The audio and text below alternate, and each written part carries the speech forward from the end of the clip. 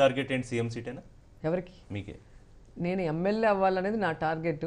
అది జగన్ గారి పుణ్యమా అని అయ్యాను. అంతకన్నా పెద్ద టార్గెట్ నా లైఫ్లో ఎప్పుడు కూడా లేదు. మంత్రి అయితే సరిపోతుందా? మంత్రి కూడా అవ్వాలని నా టార్గెట్ కాదు. వస్తే సంతోషంగా స్వీకరిస్తాను. నా టార్గెట్ ఎమ్మెల్యే ప్రజల్లోంచి ఎన్నుకోబడాలి అనుకున్నాను. ఎమ్మెల్సీలన్నీ నాకు ఇష్టం ఉండదు. అవన్నీ ఏమంటారు, ప్రజల సమస్యల్ని తెలుసుకోకుండా, ప్రజలకి అండగా ఉండకుండా దొంగదారిని వచ్చినట్టు అనిపిస్తుంది. మేధావులు వస్తే ఓకే, ఇప్పుడు ఇంటెలెక్చువల్ ఉంటారు, వాళ్ళు ఎలక్షన్లో నించొని ప్రజాభిమానంతో గెలవలేరు. లోకేష్ గారినే కదా 100%.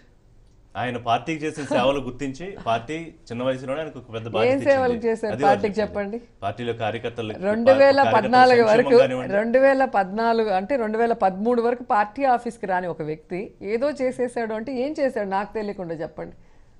సో ఈయనకన్నా పనిచేసిన వాళ్ళు లేరా? పార్టీ పెట్టినప్పటి నుంచి భుజం మీద వేసుకొని కష్టపడిన వాళ్ళు ఉన్నారు. అప్పులపాలై రోడ్ల మీదకి వచ్చిన వాళ్ళు ఉన్నారు. వాళ్ళు ఎవరికి ఇవ్వట్లేదు.